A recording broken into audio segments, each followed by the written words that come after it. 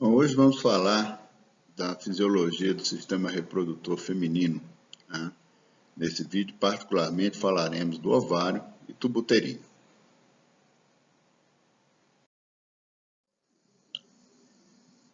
Bom, o sistema reprodutor feminino ele é constituído basicamente das seguintes partes: o ovário, a tuba uterina, o útero, a vagina e a genitália externa.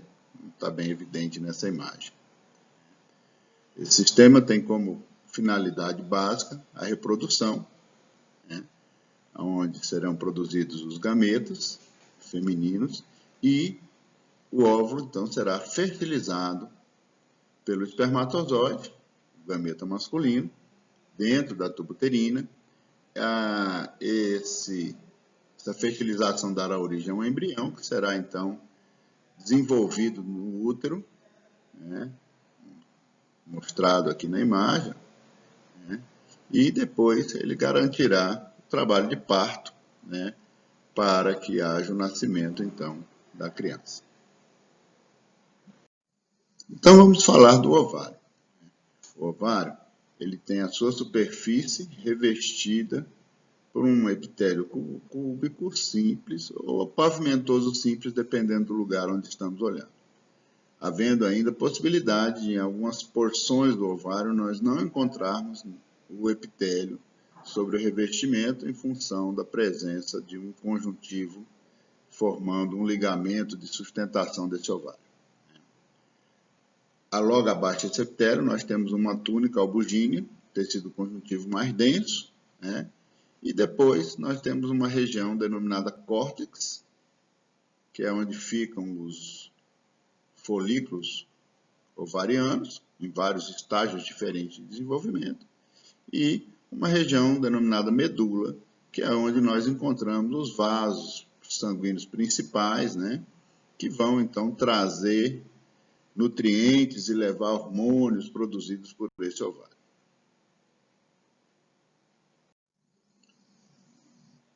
Ao observarmos a região do córtex ovariano, nós podemos observar folículos ovarianos em vários estágios diferentes de desenvolvimento. Esses folículos são classificados em primordiais, primários, secundários ou folículos maduros ou de Graafi. Então, nós vamos encontrar, nessa região cortical, ou dessa área aqui, esses folículos em estágios diferentes, primordiais, primários, secundários, folículo maduro. Então, esses são os 4 tipos de folículo. O primordial, ele é um folículo que é abundante durante o nascimento, um folículo pequeno, e depois, à medida que as ovulações vão acontecendo, esses folículos vão se transformando, vão amadurecendo, se transformando em outros folículos, e com o passar dos anos, seu número, então, vai diminuindo. O folículo primário, que nesse estágio já aparece a zona pelúcida ao redor do ovócito, depois vamos observar na imagem maior, e já começa a haver uma separação do ovócito, essa zona pelúcida, então, separando o ovócito das células foliculares. Já no folículo secundário, aparece o antro, uma cavidade preenchida por um líquido, o líquido folicular, e já começa a aparecer ao redor do ovócito a corona radiata. Já começa a aparecer ao redor dele a corona radiata, uma camada de células da granulosa que vão servir como protetores do ovócito.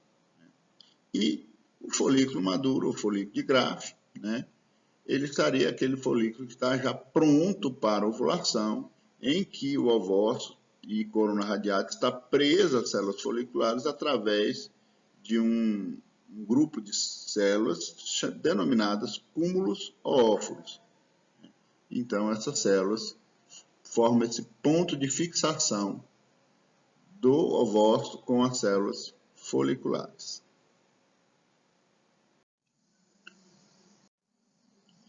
Então, nesse caso aqui, chegamos então aos folículos primários. Então, os folículos primários são o estágio mais evoluído do folículo primordial. Então, o folículo primordial evolui para o folículo primário e ele pode ser, inicialmente, um folículo primário unilaminar, onde nós observamos uma única camada de células ao redor do ovócito, ou depois esse folículo primário unilaminar evolui ainda mais e se transforma, então, no folículo primário multilaminar, onde nós vamos observar duas ou mais camadas de células ao redor do ovócito, gerando, assim, um desenvolvimento maior. Como nós podemos observar na figura aqui ao lado, novamente, é o folículo primário unilaminar e folículo primário multilaminar, duas camadas, e esse aqui já com várias camadas de células ao redor do ovócito. Então, a gente observa que o folículo ele vai se desenvolvendo, vai aumentando de tamanho, inclusive o próprio ovócito aumenta de tamanho, comparado com o folículo primordial. Olha como ele era pequeno e olha o tamanho que ele já está aqui. E o folículo como um todo também aumenta de tamanho. Esses folículos primordiais vão, em próxima etapa de desenvolvimento, se transformar nos folículos secundários. Bom, o folículo primário multilaminar, então, se desenvolve ainda mais e começa a aparecer no seu interior uma cavidade denominada antro. Essa cavidade vai sendo preenchida por líquido folicular, e esse antro vai ficando, então, cada vez maior. Nessa primeira imagem a gente vê que o antro está começando a surgir, e nessa aqui nós já visualizamos um antro já mais desenvolvido, já preenchido por líquido folicular.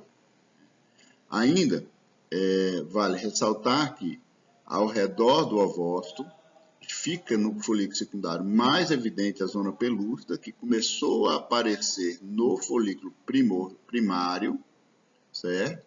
Mas ela ainda era fininha, delgada no folículo primário, e agora ela fica mais bem evidente, mais desenvolvida nessa fase. Além disso, começa a surgir também aqui a corona radiata, que é esse grupo de células que estão se direcionando ao redor do ovócito, e que no momento da ovulação essas células saem junto com o ovócito no momento da ovulação, certo? Também conseguimos distinguir melhor nessa fase as células da camada granulosa e as células da teca, que nessa outra imagem aqui nós conseguimos observar o antro folicular, as células da granulosa, as células da teca interna e as células da teca externa. Então, a teca, essa região aqui, já dá para ser subdividida em duas partes, a teca interna e a teca externa. Então, já dá para a gente visualizar isso, num aumento maior a nível de microscopia óptica.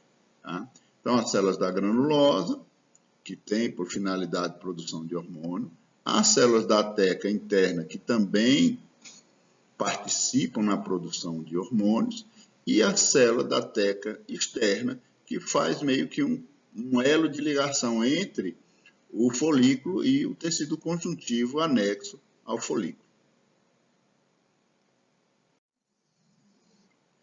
Partindo do estágio de folículo secundário, então de cerca de 20 folículos secundários que chegam ao estágio de folículos secundários, apenas um desses folículos evolui para o estágio de folículo maduro. Então, aqui nós estamos observando um folículo secundário, observamos o antro ao redor aqui do folículo. Aí esse folículo, então, ele cresce e se transforma, então, no folículo maduro. Então, o antro fica bastante desenvolvido, as células da granulosa já bem afastadas, a corona radiata já bem desenvolvida ao redor do ovócito, né? E temos esse pé, né, esse pedúnculo de fixação do ovócito às células da granulosa, que nós chamamos de cúmulos óvulos, né? Que está em detalhe aqui nessa imagem em destaque, né? Então, aqui é o cúmulos óvulos, né? Que mantém, então, essa ligação da corona radiata com as células da granulosa. Observe aqui já a zona pelúcida completamente desenvolvida, né? E a corona radiata ao redor do ovócito, né? O espermatozoide, para fertilizar o óvulo, precisará penetrar através desse grupo de células da corona radiata. Então, ele vai produzir enzimas que vão permitir a sua penetração nesse espaço. Apenas um folículo desse é liberado no ciclo reprodutivo feminino. Ocasionalmente, podem acontecer 2 folículos, né? E caso os 2 folículos sejam liberados, 2 folículos cheguem ao estágio madurífero, aconteça a ovulação, né? Esses óvulos poderão ser fertilizados, e aí nós teremos o caso do que nós chamamos de gêmeos fraternos, né? São gêmeos que não são idênticos. Normalmente, inclusive, até sexos diferentes eles apresentam, né?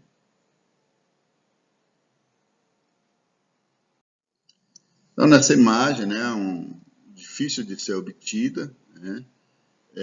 Observamos aqui o momento exato da liberação, né, do rompimento do folículo com a liberação do ovócito, né, que acontece por volta do 14º dia do ciclo menstrual, né? E esse processo acontece em função da liberação de um pico de produção de hormônio folículo estimulante e de hormônio luteinizante, que vão, então, fazer com que haja o desenvolvimento final do folículo e o seu consequente rompimento para a liberação do ovócito. Esse ovócito, após ser liberado, ele vai ser captado pela tuba uterina, né, e ficará viável em torno de 24 horas para ser fertilizado, né? Passado esse prazo de pouco mais de 24 horas, se não houver a fertilização pelo espermatozoide, esse ovócito, então, vai degenerar e ser reabsorvido. Uma vez liberado o ovócito, né, a parte restante do folículo vai se transformar no que nós chamamos de corpo lúteo, né? E esse corpo lúteo, então, vai se desenvolver dentro do ovário e vai também ser responsável pela produção hormonal. Então, como podemos observar nessa figura macroscópica do ovário, né, temos aqui anexo o corpo lúteo. Toda essa estrutura grande aqui, ó, comparado à dimensão do restante do ovário, é o corpo lúteo, né, que tem essa coloração amarela, por isso o nome de corpo amarelo, corpo, né, em função dessa sua coloração a nível macroscópico. Tá? Podemos, ao lado, numa estrutura de lâmina, né, de microscopia, visualizar esse corpo lúteo, podemos ver, né, que o corpo lúteo é muito maior do que os folículos. Olha aqui um folículo secundário, né, e olha o tamanho desse corpo lúteo. Esse corpo lúteo, então, vai produzir hormônios, principalmente estrogênio, progesterona, relaxina e inibina, né? Além de que essa produção se inicia logo após a ovulação e vai durar, né, até o 21º dia do ciclo, caso não aconteça uma gestação. Se a gestação não acontecer, esse corpo lúteo então vai atrofiar, dá origem ao corpo álbicas, que mostraremos daqui a pouco. No entanto, se a gestação aconteceu, o óvulo foi fertilizado e no 21º dia, que é, né, o final da terceira semana do ciclo, e seria então o final da primeira semana da gestação, nós teríamos o início do processo de nidação nesse período. Então, o 21º dia coincide com o início da nidação. Seriam 7 dias após a fertilização do óvulo. Nesse período, nesse início de nidação, começa a ser produzido um novo hormônio no processo, que é o beta-HCG. O surgimento desse hormônio na corrente sanguínea estimula que o corpo lúteo continue produzindo os seus hormônios, e isso vai fazer com que, né, o corpo lúteo não entre em processo de atrofia. Ele vai manter essa produção hormonal até que a placenta seja formada e nós tenhamos então a placenta assumindo em parte a produção desses hormônios. Certo? Então, nós temos nesse processo duas opções. Primeiro, se a nidação não acontecer, ou seja, não houve fertilização do óvulo, o óvulo não implantou, consequentemente, o corpo lúteo atrofia e vai virar o corpo albicans. Se a nidação aconteceu em decorrência de ter havido previamente a fertilização do óvulo, o óvulo começou a se desenvolver, passou por aqueles estágios, né, de zigoto, né, e foi se dividindo, virou mórula, virou blastocisto, e na fase de blastocisto ele começa a se implantar no útero. Aí aparece então o beta-HCG. Esse beta-HCG então vai estimular o corpo lúteo a continuar produzindo seus hormônios. E aí a atrofia e a formação do corpo albicans então não acontece. Então nesse slide nós podemos observar, né, desse lado aqui, o corpo lúteo, né, uma estrutura bem maior do que os folículos ovarianos, certo? E nessa outra imagem, uma ampliação desse corpo lúteo, onde podemos observar as células endócrinas do corpo lúteo, que são derivadas do crescimento, do desenvolvimento das células da camada da granulosa, que fazia parte dos folículos anteriormente. Também observamos que há uma invasão por dentro do corpo lúteo de tecido conjuntivo, trazendo pequenos vasos sanguíneos, como podemos observar aqui, que vão tanto trazer nutrientes para esse corpo lúteo, como também vão levar os hormônios produzidos por esse corpo lúteo, que, como já falamos, né, eles começam a ser produzidos logo após a ovulação e vão sendo mantidas essa produção até que o corpo lúteo receba o estímulo para continuar a sua produção pelo surgimento do beta-HCG, como nós já falamos, que acontece a partir do início da nidação, ou, se não houver esse estímulo, o corpo lúteo então entre em processo de atrofia, né? E vai se transformar no corpo albicans, que vamos mostrar posteriormente. Então, aquele corpo lúteo que deixou de ser estimulado, não apareceu o beta-HCG para que ele continuasse produzindo os seus hormônios, ele começa a entrar então em atrofia. Isso seria por volta do 21º dia do ciclo reprodutivo da mulher e, consequentemente, os níveis de hormônio vão diminuindo gradativamente à medida que o corpo lúteo vai atrofiando e se transformando no que nós observamos aqui, que é o corpo albicans, que deixa de ter aquela coloração amarela e passa a ter essa coloração branca, né?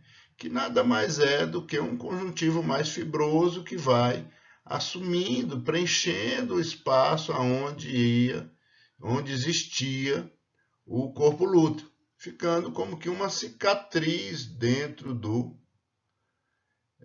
ovário, né, que depois desaparece. No entanto, a cada ciclo menstrual, apenas um dos ovários trabalha. Normalmente é assim que acontece. Então, quem trabalha num mês, no outro mês se descansa, se recupera, se reconstrói, né? Há essa completa formação desse corpo albicans, né? E durante esse período, o outro ovário que não estava trabalhando no mês anterior vai trabalhar no próximo ciclo, desenvolvendo novamente os folículos, formando, né, o folículo de Graff até que a ovulação aconteça e aí forme novamente um corpo lúteo no outro ovário. E assim eles ficam revezando entre si esse trabalho. Simultaneamente à formação do corpo lúteo, né, aqueles folículos que chegaram ao estágio de folículo secundário e não se transformaram em folículos maduros, folículos de Graff, eles entram em atresia, né? Então, aqui nessa imagem nós temos 2 folículos em atresia, que seria a degeneração desses folículos secundários, uma vez que eles não se transformaram em folículos maduros, e aí eles atrofiam para abrir espaço para novos folículos chegarem ao estágio de folículo secundário e poderem escolher o melhor deles para ser o folículo maduro. Nessa próxima imagem, nós temos aqui, ó, mais detalhado, né, essa atresia do folículo. Observe que como se as células da granulosa fossem se soltando, se despedaçando, se desmanchando, né? E aí a gente vê, então, a gente visualiza esse estágio de atresia, como que a degeneração desse folículo. Bom, saindo do ovário, o ovócito, então, é captado pela tuba uterina. Então, a tuba uterina tem a finalidade de conduzir o ovócito em direção ao útero e também de trazer o espermatozoide, né, ou de servir de caminho, né, de rota por onde o espermatozoide vai se encontrar com o ovócito. Ela é dividida em 4 regiões, né, a região do infundíbulo, que é onde temos as fímbrias, a região da ampola, que é o local que normalmente acontece a fertilização, a região do istmo, essa região mais proximal ao útero, e a região intramural, que seria a parte por onde ele atravessa por dentro da parede uterina, né? A sua mucosa é constituída por células coronárias ciliadas e não ciliadas. A sua camada muscular constituída por 2 camadas de músculo liso, sendo que nas porções mais distais, mais, né, da região do infundíbulo, por exemplo, a camada muscular é bem delgada, bem fina, para dar maior flexibilidade a essa tuba, né? E à medida que vai se aproximando do útero, essa camada vai ficando mais espessa, como podemos ver aqui na região do istmo e na região intramural, que está detalhada nessa imagem, né? Ao redor da tuba uterina, nós temos ainda uma camada serosa, né? Uma camada de tecido conjuntivo revestido por tecido epitelial, certo? Pavimentoso simples, certo? E podendo ter regiões onde não há esse epitélio, formando uma camada adventícia. Então, nessas imagens, nós podemos observar a tuba uterina, né? A região do infundíbulo, onde a camada muscular é inicialmente delgada, né? E quanto mais perto das fímbrias, mais fina essa camada fica.